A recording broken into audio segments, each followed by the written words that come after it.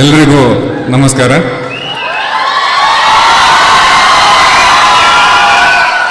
ನೀವು ಈ ಥರ ಬೊಬ್ಬೆ ಹಾಕಿದ್ರೆ ನನಗೆ ಫುಲ್ ನರ್ವಸ್ ಆಗುತ್ತೆ, ನಾನು ಮಾತಾಡಕ್ಕೆ ಬರಲ್ಲ.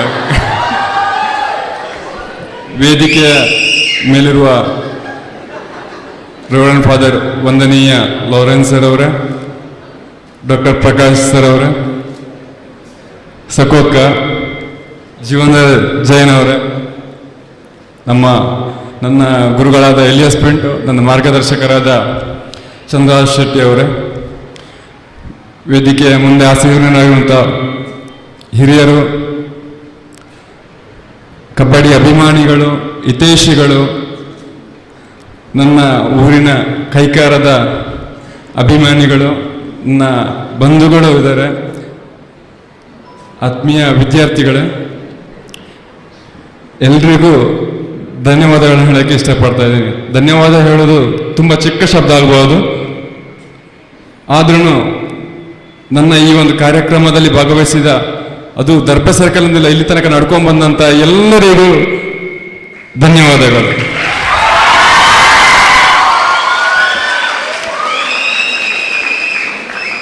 ನನ್ನ ಕಾಲೇಜ್ ಸಂತ ಫಿಲೋಮಿನಾ ಕಾಲೇಜಿಗೆ ಬರಬೇಕು ಅಂತ ಹೇಳೋದು ನನ್ನ ತಂದೆಯವರ ಕನಸಾಗಿತ್ತು. ಪುತ್ತೂರಿನಲ್ಲಿ ಹಲವಾರು ಒಳ್ಳೊಳ್ಳೆ ವಿದ್ಯಾಸಂಸ್ಥೆಗಳಿದ್ರು, ನನ್ನ ತಂದೆಯ ಕಾಲೇಜು ಸೈಂಟ್ ಫಿಲೋಮಿನಾ ಕಾಲೇಜು. ಇಲ್ಲಿ ಬರೋದು ನನ್ನ ತಂದೆಯ ಕನಸು, ಆದರೆ ನಾನು ಅದಕ್ಕೆ ಅರ್ಹನಾಗಿರಲಿಲ್ಲ. ಅಂದರೆ ಎಜುಕೇಷನ್ ಲೆವೆಲಲ್ಲಿ ನಂದು ಸ್ವಲ್ಪ ಹಿಂದೆ, ನಾನು ಓದ್ತಾ ಇರಲಿಲ್ಲ. ಅದಕ್ಕೆ ಒಂದು ಕಾರಣನೂ ಇತ್ತು. ನಾನು ಸಂತ ಫಿಲೋಮಿನಾ ಹೈಸ್ಕೂಲಲ್ಲಿ ಇದ್ದಾಗ 10th ಅಲ್ಲಿ ಒಂದು 3 ಸಬ್ಜೆಕ್ಟಲ್ಲಿ ಫೈಲ್ ಆದೆ.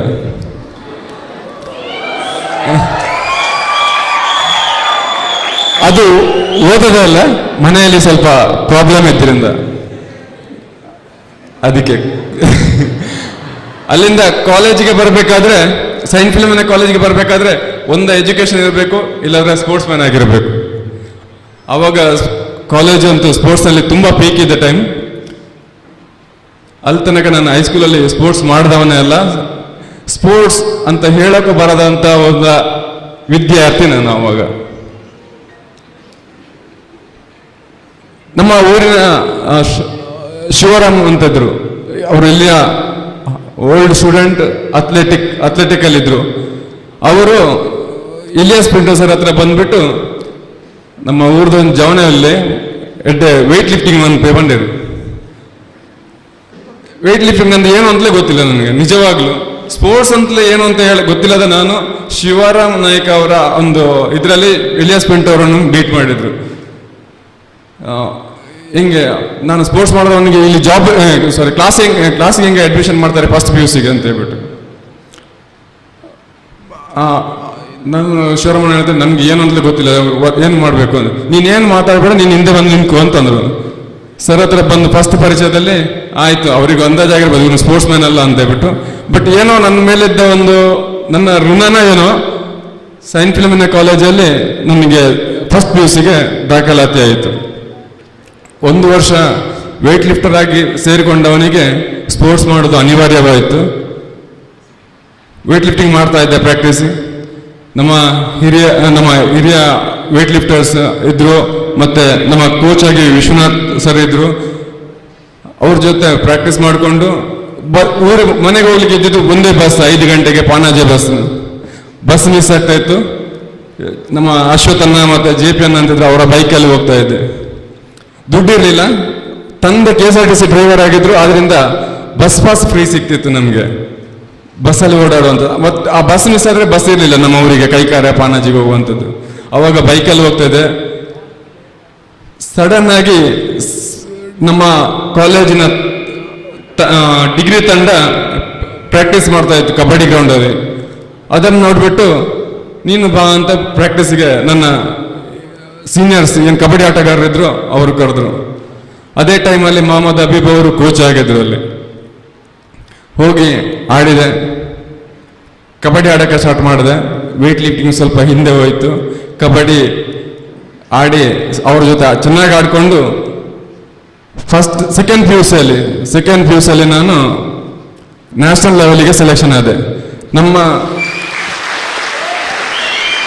ನಮ್ಮ ಸೈನ್ಸ್ ಫಿಲಮ್ನ ಕಾಲೇಜ್ ಸೆಕೆಂಡ್ ಪ್ಲೇಸಲ್ಲಿ ನಾನು ಕಬಡ್ಡಿ ಆಡ್ತಾ ಇರ್ಬೇಕಾದ್ರೆ ಫಸ್ಟ್ ಟೈಮ್ PUC ಟೀಮ್ ತಂಡ ಕಟ್ಟಿದ್ದು. ಅದರಲ್ಲಿ ನಾವು ತಾಲೂಕು ವಿನ್ನರ್ಸ್ ಆಗಿ ಡಿಸ್ಟಿಕ್ ಹೋಗಿ ಆಮೇಲೆ ನ್ಯಾಷನಲ್ ಲೆವೆಲ್ಗೆ ಸೆಲೆಕ್ಷನ್ ಆಗಿದೆ. ಆವಾಗ ಫಾದರ್ ಫ್ರೆಡ್ರಿಕ್ ಅವರಿದ್ರು, 500 ರೂಪಾಯಿ ಕೊಟ್ಟಿದ್ರು ನನಗೆ ನ್ಯಾಷನಲ್ಸ್ ಹೋಗೋಕ್ಕೆ ಭೋಪಾಲಿಗೆ. ಅದು ಇವಾಗಲೂ ನೆನಪಿದೆ. ಅಲ್ಲಿಂದ ನನ್ನ ಕಬಡ್ಡಿಯ ಒಂದು ಜರ್ನಿ ಸ್ಟಾರ್ಟ್ ಆಯಿತು. ಹೊರಗಡೆ ಮ್ಯಾಚ್ ಆಡಕ್ಕೆ ಹೋಗ್ಬಿಟ್ಟು ಸ್ವಲ್ಪ ದುಡ್ಡು ಬಂತು. ಅದೊಂದು 100 ರೂಪೀಸ್ ಆ ಥರ ಖರ್ಚು, 2000 ಆ ಟೈಮಲ್ಲಿ. ಅದರಿಂದ ದುಡ್ಡು ಬಂದಾಗ ಸ್ವಲ್ಪ ಖರ್ಚಿಗೂ ದುಡ್ಡು ಆಯಿತು ನಮಗೆ. ಅದರಿಂದ ವೇಟ್ ಲಿಫ್ಟಿಂಗ್ ಸ್ವಲ್ಪ ಬಿಟ್ಟೆ ಕಬಡ್ಡಿ ಆಡೋಕ್ಕೆ ಸ್ಟಾರ್ಟ್ ಮಾಡೋದು. ಇಲ್ಲಿ ಗೊತ್ತಿಲ್ಲ ನನಗೆ, ನಾನು ಎಲೆಕ್ಷನ್ಗೆ ನಿಂತಿದ್ದೆ, ಸೈನ್ಸ್ ಫಿಲಮಿನ ಕಾಲೇಜಿನ ಎಲೆಕ್ಷನ್ಗೆ ಅಭ್ಯರ್ಥಿಯಾಗಿ ನಿಂತಿದ್ದೆ.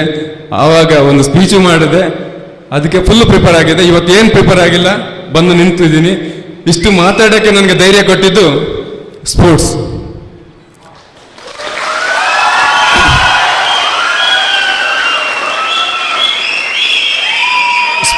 ಸ್ಪೋರ್ಟ್ಸ್ ಎಲ್ಲವನ್ನೂ ಕೊಟ್ಟಿದೆ ನನ್ನ ಜೀವನದಲ್ಲಿ.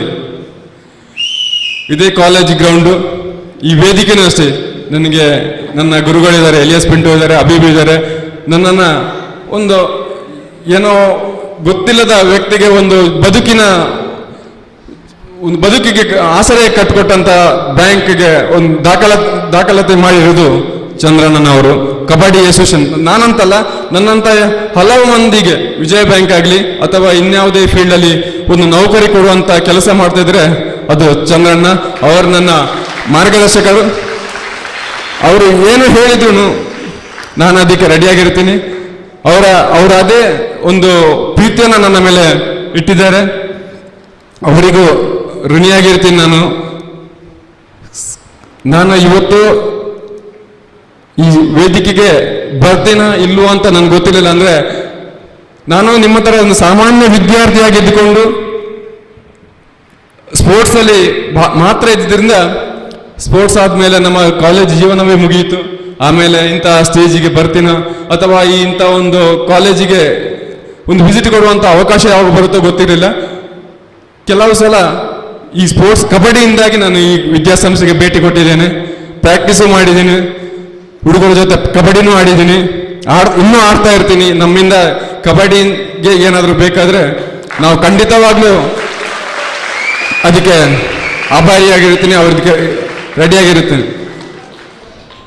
ಇದು ನನ್ನ ವೈಯಕ್ತಿಕ ಆದ್ರೆ ಇದಕ್ಕೆ ಇಷ್ಟು ಒಂದು ಪೌರ ಸನ್ಮಾನ ಪಡೆಯುವಂತ ವ್ಯಕ್ತಿ ನಾನು ಅರ್ಹನಾಗಿದ್ದೀನಿ ಇಲ್ಲೋ ಗೊತ್ತಿಲ್ಲ. ಇದರ ಹಿಂದೆ ತುಂಬಾ ಜನರ ಶ್ರಮ ಇದೆ. ನಂದೊಬ್ಬಂದ ನಾನೊಬ್ಬ ಪ್ರಾಕ್ಟೀಸ್ ಮಾಡಬಹುದು ಅಷ್ಟೇ.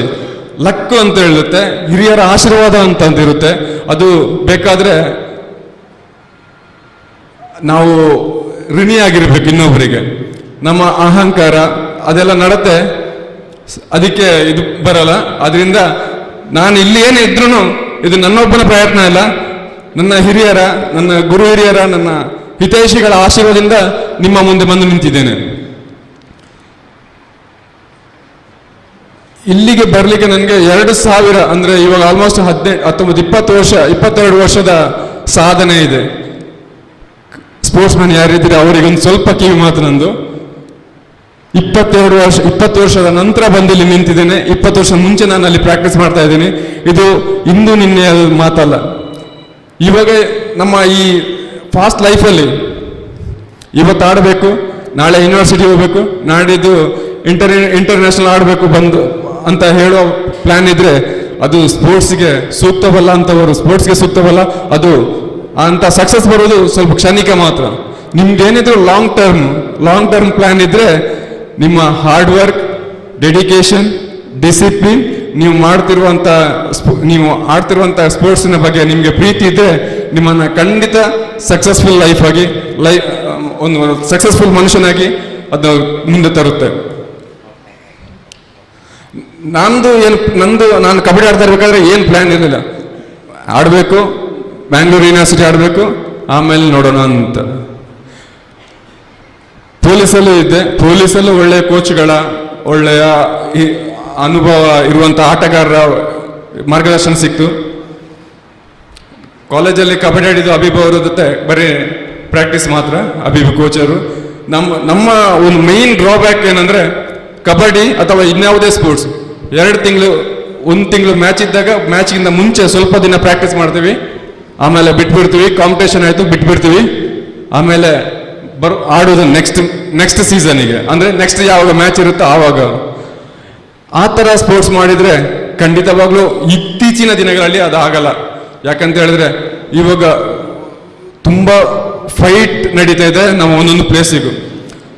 ಇವಾಗ ಸ್ಪೋರ್ಟ್ಸ್ ಮಾಡಬೇಕಾದ್ರೆ ನೀವು ಬೆಳಿಗ್ಗೆ ಕಂಟಿನ್ಯೂ ಪ್ರಾಕ್ಟೀಸಲ್ಲಿ ಇರಬೇಕು, ಬೆಳಿಗ್ಗೆ ಸಾಯಂಕಾಲ 2 ಹೊತ್ತು ಪ್ರಾಕ್ಟೀಸ್. ಕೆಲವೊಬ್ರು ಹೇಳ್ತಾರೆ ನಿನ್ಗೇನು ಮಾರೆ ಕಬಡ್ಡಿ ಆಡ್ಲಿಕ್ಕೆ ಹೋದ್ರೆ ದುಡ್ಡು ಬರುತ್ತೆ ಅಂತ, ಆಟ ಆಡಿದ್ರೆ ನಿನ್ಗೆ ದುಡ್ಡು ಬರುತ್ತೆ ಅಂತ. ಆಟ ಆಡೋದಷ್ಟು ಈಸಿ ಅಲ್ಲ. ನೀವು ರ್ಯಾಂಕ್ ಬೇಕಾದ್ರೆ ತಗೋಬಹುದು, ಮನೆಯಲ್ಲಿ ಫ್ಯಾನ್ ಹಾಕೊಂಡು ಕೂತ್ಕೊಂಡು ರೂಮ್ ಒಳಗಡೆ ಓದ್ಬೋದು. ಸ್ಪೋರ್ಟ್ಸ್ ಮ್ಯಾನ್ ಲೈಫ್ ಆಗಲ್ಲ. ಸ್ಪೋರ್ಟ್ಸ್ ಮ್ಯಾನ್ ಬೆಳಿಗ್ಗೆ 6 ಗಂಟೆಗೆ ಎದ್ದು ಬಿಟ್ಟು ಅಥವಾ ಬೆಳಿಗ್ಗೆ ರುಟೀನ್, ಬೆಳಿಗ್ಗೆ ಗ್ರೌಂಡಿಗೆ ಬರಬೇಕಾದ್ರೆ ಮಳೆ ಗಾಳಿ ಚಳಿ ಏನಿದ್ರು ಅವನು ಡೈಲಿ ಪ್ರಾಕ್ಟೀಸಿಗೆ ಬರ್ತಾನೆ. ಅವನು ಸ್ಪೋರ್ಟ್ಸ್ ಮ್ಯಾನ್ ಮಾತ್ರ ಮಿಸ್ ಮಾಡಲ್ಲ ಗ್ರೌಂಡಿಗೆ ಹೋಗೋದು ಅಂಥದ್ದು. ಬೆಳಿಗ್ಗೆ ಸಾಯಂಕಾಲ ಪ್ರಾಕ್ಟೀಸ್ ಮಾಡಿ ಸ್ವೆಟ್ ಮಾಡಿ ಆಮೇಲೆ ಅವನ ಒಂದು ಕಠಿಣ ಪರಿಶ್ರಮದಿಂದಾಗಿ ಅವನಿಗೆ ಫ್ಯಾಮಿಲಿ ಫಂಕ್ಷನ್ ಇಲ್ಲ, ಯಾವುದೇ ಒಂದು ಪ್ರೋಗ್ರಾಮ್ ಇಲ್ಲ. ಬಟ್ ಅವನಿಗೆ ಒಂದೇ ಏಮು ಪ್ರಾಕ್ಟೀಸ್ ಪ್ರಾಕ್ಟೀಸ್ ಪ್ರಾಕ್ಟೀಸ್. ಯಾವುದೇ ಪ್ರತಿಫಲ ಅಪೇಕ್ಷೆ ಇಲ್ಲ, ಆಡಬೇಕು ಅಂತ ಹೇಳ್ಬಿಟ್ಟು ಒಂದು ಹುಮ್ಮಸ್ಸಿನಿಂದ ಬರ್ತಾನೆ. ಕೆಲವೊಬ್ಬರಿಗೆ ಜಾಬ್ ಆಗುತ್ತೆ, ಕೆಲವೊಬ್ಬರಿಗೆ ಆಗಲ್ಲ, ಬಟ್ ಅದು ಅವರವರ ಅದೃಷ್ಟದ ಮೇಲೆ ಹೋಗುತ್ತೆ. ಬಟ್ ಹಾರ್ಡ್ ವರ್ಕ್ ಮಾಡಿರ್ತಾರೆ ಎಲ್ಲ ಸ್ಪೋರ್ಟ್ಸ್ ಮ್ಯಾನ್ಗಳು. ಅದರಿಂದ ಒಬ್ಬ ಸ್ಪೋರ್ಟ್ಸ್ ಮ್ಯಾನ್ ಕಷ್ಟ ಸ್ಪೋರ್ಟ್ಸ್ ಮ್ಯಾನ್ಗೆ ಮಾತ್ರ ತಿಳಿದಿರುತ್ತೆ ಅಂತ ಹೇಳಿದ್ರೆ ತಪ್ಪಾಗಲಾರದು. ಆಮೇಲೆ ಕಬಡ್ಡಿ, ಪ್ರೋ ಕಬಡ್ಡಿ ಬಂದ ಮೇಲೆ ಅಂತೂ ನೀವು ಕಬಡ್ಡಿ ಬಗ್ಗೆ ನಾನು ಹೇಳಬೇಕಾಗಿಲ್ಲ. ಕಬಡ್ಡಿಯ ಬಗ್ಗೆ ಎಲ್ಲ ಇಂಚಿಂಚು ಟೆಕ್ನಿಕಲ್ ಪಾಯಿಂಟ್ ನಿಮ್ಗೆ ಗೊತ್ತಿರುತ್ತೆ. ಈ ವರ್ಷದ ಸೀಸನ್ ತುಂಬಾ ಚೆನ್ನಾಗಿತ್ತು, ಅದೃಷ್ಟ ನಮ್ಮ ಮೇಲೆ ಇತ್ತು. ಫೈನಲ್ ಅಲ್ಲಿ ನಮಗೆ ಅದೃಷ್ಟ ಕೈ ಕೊಡ್ತು. 1 ಪಾಯಿಂಟಿಂದ ಚಾಂಪಿಯನ್ ಟ್ರೋಫಿಯನ್ನ ಕಳ್ಕೊಂಡ್ವಿ. ಆದರೂ ಸೋಲು ಗೆಲುವು ಸ್ಪೋರ್ಟ್ಸ್ ಅಲ್ಲಿ ಇದ್ದಿದೆ. ಈ ಲೈಫನ್ನ ಬ್ಯಾಲೆನ್ಸ್ ಮಾಡುವಂತ ಒಂದು ಕಲೆ ಏನಾದ್ರು ಅದು ಸ್ಪೋರ್ಟ್ಸ್ ಮ್ಯಾನಿಗೆ ಗೊತ್ತಿರುತ್ತೆ. ಅವನು 2 ಎಂಜಾಯ್ ಮಾಡ್ತಾನೆ, ಸೋತ್ರೂ ಖುಷಿಯಾಗಿರ್ತಾನೆ, ವಿನ್ ಆದ್ರೂ ಖುಷಿಯಾಗಿರ್ತಾನೆ. ಆದ್ರಿಂದ ಸ್ಪೋರ್ಟ್ಸ್ ಸ್ವಲ್ಪ ಮಾಡಿ, ಸ್ಪೋರ್ಟ್ಸ್ ನಿಮ್ಮನ್ನ ಸದೃಢಗೊಳಿಸುತ್ತೆ ಅಂತ ಹೇಳಕ್ಕೆ ಇಷ್ಟಪಡ್ತಾ ಇದ್ದೀನಿ. ನನ್ನ ಈ ಸಾಧನೆಗೆ ನನ್ನ ಕಾಲೇಜಿನ ಉಪನ್ಯಾಸಕ ವರ್ಗದವರಿದ್ದಾರೆ, ಅವರು ತುಂಬಾ ಸಹಾಯ ಮಾಡಿದ್ದಾರೆ. ಅವರು ಹಿಂದೆ ನಿಂತಿದ್ದಾರೆ, ನಮ್ಮ Zubair sir, Norbert sir,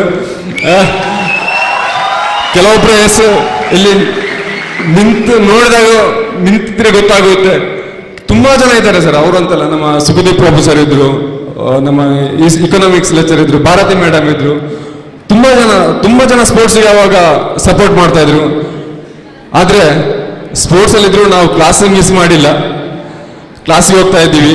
sports ಏನಿದ್ರೆ ಆ ಟೈಮಲ್ಲಿ ಬೆಳಿಗ್ಗೆ ಪ್ರಾಕ್ಟೀಸ್ ಇಲ್ಲ, ಸಾಯಂಕಾಲ ಪ್ರಾಕ್ಟೀಸ್ ಮಾಡ್ಕೊಂಡು ಆ in between school class hours ಅಲ್ಲಿ ನಾವು ಕ್ಲಾಸಲ್ಲಿ ಇದ್ದೀವಿ. ಕಾಂಪಿಟೇಷನ್ ನಲ್ಲಿ ಇದ್ದಾಗ ಮಾತ್ರ ಸ್ವಲ್ಪ ದಿನ ರಜೆ. ಬಟ್ ನಮ್ದು ಆಸ್ ಎ ಸ್ಪೋರ್ಟ್ಸ್ ಮ್ಯಾನ್ ಆಗಿ ಏನು ಲೀವ್ ಅಂತ ಹೇಳ್ಬಿಟ್ಟು ನಮ್ಗೆ ಅಟೆಂಡೆನ್ಸ್ ಶಾರ್ಟೇಜ್ ಅಂತ ಹೇಳ್ಬಿಟ್ಟು ನಾವು ಹೊರಗಡೆ ಕೂತಿಲ್ಲ. ಅದೊಂದು ಸ್ವಲ್ಪ ಜಾಗ್ರತೆ ವಹಿಸ್ಕೋಬೇಕು. ಸ್ಪೋರ್ಟ್ಸ್ ಮ್ಯಾನ್ ಆದ್ರೂ ಕ್ಲಾಸಿಗೆ ಹೋಗ್ಬೇಕು, ಕ್ಲಾಸ್ ಅಟೆಂಡ್ ಮಾಡ್ಬೇಕು ಪ್ಲೀಸ್. ನಮ್ಮ ಆತ್ಮೀಯ ಗೆಳೆಯ ನನ್ನ ಕ್ಲಾಸ್ಮೇಟ್ ಲೆಕ್ಚರ್ ಆಗಿದ್ದಾರೆ, ಸಮಾಧಿ ಇದ್ದಾರೆ, ಹರೀಶ್ ಇದ್ದಾರೆ. ಒಳ್ಳೆ ಬ್ಯಾಚ್ ಇತ್ತು ನಂದು 2005-6ರಲ್ಲಿ. ಎಲ್ಲ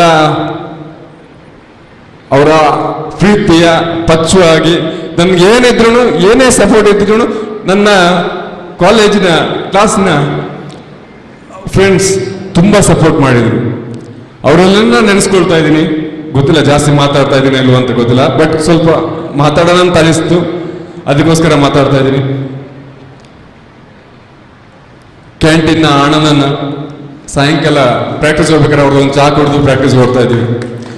ಸಿಲ್ವರ್ ಜುಬ್ಲಿ ಹಾಲ್ನಲ್ಲಿ ಏನೇ ಪ್ರೋಗ್ರಾಮ್ ಇದ್ರು 4 ಗಂಟೆಗೆ ಮುಗಿಸ್ಕೊಂಡು 4 ಕಾಲಕ್ಕೆ ಎಲ್ಲ ಸ್ಪೋರ್ಟ್ಸ್ ಮ್ಯಾನ್ಗಳು ಗ್ರೌಂಡ್ ಅಲ್ಲಿ ಇರ್ತಾ ಇದ್ರು. ತುಂಬಾ ನೆನಪುಗಳಿದೆ. ತುಂಬಾ ಅಂದ್ರೆ ತುಂಬಾ ಸ್ವಲ್ಪ ಎಮೋಷನಲ್ ಆಗ್ತಾ ಇದ್ದೀನಿ ನಾನು. ಸ್ಪೀಚ್ ಮಾಡುವಂತ ಒಂದು ಕಲೆ ನನಗೆ ಗೊತ್ತಿಲ್ಲ, ಬಟ್ ಇಂತಹ ಕಾರ್ಯಕ್ರಮಕ್ಕೆ ಬಂದಾಗ ತುಂಬ ಸಂತೋಷ ಎಲ್ಲ ಆಗುತ್ತೆ. ಈ ಒಂದು ಕಬಡ್ಡಿ ಜರ್ನಿಗೆ ನನಗೆ ಸಹಾಯ ಮಾಡಿದ ಎಲ್ಲರನ್ನ ಮನಸ್ಸಿನಲ್ಲೇ ನೆನೆಸುತ್ತಾ ಅವರೆಲ್ಲರ ಆಶೀರ್ವಾದವನ್ನು ಬಿಡುತ್ತಾ, ಗುರು ಹಿರಿಯರ ಆಶೀರ್ವಾದವನ್ನು ಬಿಡುತ್ತಾ, ಆತ್ಮೀಯ ಮಿತ್ರರ ಒಂದು ಶುಭಾಶಯವನ್ನು ಕೇಳುತ್ತಾ, ತುಂಬ ಜನ ಕೂತ್ಕೊಂಡು ನನ್ನ ಮೇಲಿನ ಪ್ರೀತಿ ಅಥವಾ ಕಬಡ್ಡಿಯ ಅಭಿಮಾನದಿಂದಾಗಿ ನಮ್ಮ ಅಸೋಸಿಯೇಷನ್ನ ಪದಾಧಿಕಾರಿಗಳು ಬಂದಿದ್ದಾರೆ, ನನ್ನ ಹಿರಿಯ ಮಿತ್ರರು ಬಂದಿದ್ದಾರೆ, ನಮ್ಮ ಊರಿನ ಜನರು ಬಂದಿದ್ದಾರೆ. ಖುಷಿಯಾಗುತ್ತೆ, ಸಂತೋಷವಾಗ್ತದೆ. ನಿಮ್ಮೆಲ್ಲರ ಪ್ರೀತಿ ಅಭಿಮಾನಿಗೆ ನಾನು ಸದಾ ಚಿರಋಣಿ. ನಿಮ್ಮೆಲ್ಲರ ಪ್ರೀತಿ ಆಶೀರ್ವಾದ ನನ್ನಂಥ ಗ್ರಾಮೀಣ ಮಟ್ಟದ ಕ್ರೀಡಾಪಟುಗಳ ಮೇಲೆ ಇರಲಿ, ನಮ್ಮ ದೇಶದ ಕ್ರೀಡೆ ಕಬಡ್ಡಿಯ ಮೇಲೆ ಇರಲಿ ಅಂತ ಹೇಳುತ್ತಾ, ಸ್ಪೋರ್ಟ್ಸ್ಮನ್ಗಳಿಗೆ ಒಂದೇ, ಲೈಫಲ್ಲಿ ಸಕ್ಸಸ್ ಆಗಬೇಕಾದ್ರೆ ಕ್ರಾಸ್ ಕಟ್ಟಿಂಗಲ್ಲಿ ಹೋಗಬೇಡಿ. ಕ್ರಾಸ್ ಕಟ್ಟಿಂಗ್ ಇಲ್ಲ, ಹಾರ್ಡ್ ವರ್ಕ್, ಡೆಡಿಕೇಶನ್, ಡಿಸಿಪ್ಲಿನ್ ಮತ್ತು ಹಿರಿಯರಿಗೆ ಗುರು ಹಿರಿಯರಿಗೆ ಒಬ್ಬೇ ಆಗಿರಿ ಅಂತ ಹೇಳುತ್ತಾ ಈ ಒಂದು ಕಾರ್ಯಕ್ರಮವನ್ನು ಪ್ಲ್ಯಾನ್ ಮಾಡುವಂಥ ನವನೀತ್ ಬಜಾಜ್ ಮತ್ತು ಚಂದ್ರನ್ನ, ಎಲ್ರಿಗೂ ಅಬೀಬು, ಆಮೇಲೆ ಎಲಿಯಸ್ ಪಿಂಟು ಅವರಿಲ್ಲದ್ರೆ ನಾನು ಯಾವ ಪ್ರೋಗ್ರಾಮಲ್ಲೂ ಹೋದ್ರೂ ಹೇಳ್ತೀನಿ, ನಿನ್ನ ಕಾಲೇಜ್ ಯಾವುದು, ನೀನು ಹೇಗೆ ಕಾಲೇಜಿಗೆ ಜಾಯ್ನ್ ಆಗಿದೆ, ನನ್ನ ಕೆಲವು ಇಂಟರ್ವ್ಯೂಸ್ ಇರುತ್ತೆ ಯೂಟ್ಯೂಬಲ್ಲೆಲ್ಲ ಕೆಲವೊಂದು, ಅದೆಲ್ಲ ಅಷ್ಟೇ, ನೀನು ಕಾಲೇಜಿಗೆ ಹೆಂಗೆ ಹೋಗಿದೆ, ನೀನು ಹೆಂಗೆ, ನಾನು ಅದೇ ಹೇಳಿದೆ, ನಾನು 10th ಫೈಲ್ ಆಗಿರೋದ್ರಿಂದ ನನಗೆ ಕಾಲೇಜ್ ಆಯಿತು, ಒಂದು ಸುಳ್ಳು ಹೇಳಿದೆ ಅಂತ, ಒಂದು ಸುಳ್ಳಿನ ಕಥೆ ಇದು. ಅದರಿಂದ ನನ್ನ ಕಬಡ್ಡಿಗೆ ಸಂತ ಫಿಲಮಿನ ಕಾಲೇಜಿನ ಉಪನ್ಯಾಸಕ ವರ್ಗ, ಆಡಳಿತ ವರ್ಗ, ಈ ಕಾಲೇಜಿನ ನಮ್ಮ ಒಂದು ಬ್ಯೂಟಿಫುಲ್ ಗ್ರೌಂಡ್, ಇದರಿಂದ ತುಂಬ ಅಂತೆಲ್ಲ ಸಂತೋಷವಾಗಿ ಒಂದು 4 ಜನರ ಮಧ್ಯೆ ಬೆರೆಯುವಂಥ ಒಂದು ಅವಕಾಶವನ್ನು ಕಬಡ್ಡಿ ಮತ್ತು ಈ ಒಂದು ವಿದ್ಯಾಸಂಸ್ಥೆ ಇಲ್ಲಿನ ಎಲ್ಲ ಉಪನ್ಯಾಸಕ ವರ್ಗದವರು ನೀಡಿದ್ದಾರೆ. ತುಂಬ ಸಂತೋಷದಿಂದ ಹೇಳ್ತಾ ಇದ್ದೀನಿ, ನಾನೊಬ್ಬ ಸೈನ್ ಫಿಲ್ಮಿನ ಕಾಲೇಜಿನ ಸ್ಟೂಡೆಂಟ್, ಸೈನ್ ಫಿಲ್ಮಿನ ಕಾಲೇಜಿನ ವಿದ್ಯಾರ್ಥಿಯಾಗಿ ನಿಮ್ಮೊಂದಿಗೆ ಖಂಡಿತವಾಗಿರ್ತೀನಿ. ಈ ಒಂದು ಕಾರ್ಯಕ್ರಮಕ್ಕೆ ಬಂದು ಸೇರಿದಂಥ ಎಲ್ಲರಿಗೆ ಧನ್ಯವಾದಗಳು. ಪ್ರೀತಿ ಇಟ್ಟು ಬಂದಿದ್ದೀರಾ, ನನ್ನ ಮೇಲಿನ ಅಭಿಮಾನದಿಂದಾಗಿ ಬಂದಿದ್ದೀರಾ. ಎಲ್ಲರಿಗೂ ಒಂದೇ ಮಾತಿನಲ್ಲಿ ಕೃತಜ್ಞತೆಗಳು, ಧನ್ಯವಾದಗಳನ್ನ ಅರ್ಪಿಸುತ್ತಾ ಜಾಸ್ತಿ ಮಾತಾಡಿದ್ದಾರೆ, ದಯವಿಟ್ಟು ಕ್ಷಮೆ ಇರಲಿ. ನನಗೆ ಗೊತ್ತಿಲ್ಲ ಏನು ಮಾತಾಡಿದ್ದೀನಿ ಏನಂತ, ಏನು ಪ್ಲ್ಯಾನ್ ಮಾಡ್ಕೊಂಬಂದಿಲ್ಲ. ಇದು ನನ್ನ ಕಾಲೇಜಿ 2 ಸಲ ಸಿಲ್ವರ್ ಜುಬಿಲಿ ಹಾಲ್ನಲ್ಲಿ 2 ಸಲ ಸ್ಟೇಜ್ ಹತ್ತಿದ್ದು, ಅಂದರೆ ಮೈಕದ ಮುಂದೆ ಮಾತಾಡಿ, ಒಂದು ಎಲೆಕ್ಷನ್ಗೆ ಟೈಮಲ್ಲಿ ವೆಲ್ ಪ್ರಿಪೇರ್ ಆಗಿ ಬಂದು ಸ್ಪೀಚ್ ಓದಿದ್ದು, ಇವತ್ತು ಪ್ರಿಪೇರ್ ಆಗದೆ ಬಂದು ಸ್ಪೀಚ್ ಮಾಡಿದ್ದು, ಇದೇ 2 ಟೈಮ್ ನಾನು ಬಂದಿದ್ದು. ಸೈನ್ ಫಿಲಮಿನ ಕಾಲೇಜಿಗೆ ಆಭಾರಿಯಾಗಿದ್ದೀನಿ. ಎಲ್ಲ ಅಧ್ಯಾಪಕ ವರ್ಗ, ಉಪನ್ಯಾಸಕ ವರ್ಗ, ಆಡಳಿತ ವರ್ಗ ಎಲ್ಲರಿಗೂ ಒಂದೇ ಮಾತಲ್ಲಿ ಧನ್ಯವಾದ ಹೇಳುತ್ತಾ, ನಿಮ್ಮೆಲ್ಲರ ಪ್ರೀತಿ ಆಶೀರ್ವಾದ ಸದಾ ನನ್ನ ಮೇಲಿರಲಿ ಅಂತ ಕೇಳುತ್ತಾ 2 ಮಾತು ಮುಗಿಸ್ತೀನಿ. ನಮಸ್ಕಾರ. ಜೈ ಹಿಂದ್, ಜೈ ಕರ್ನಾಟಕ.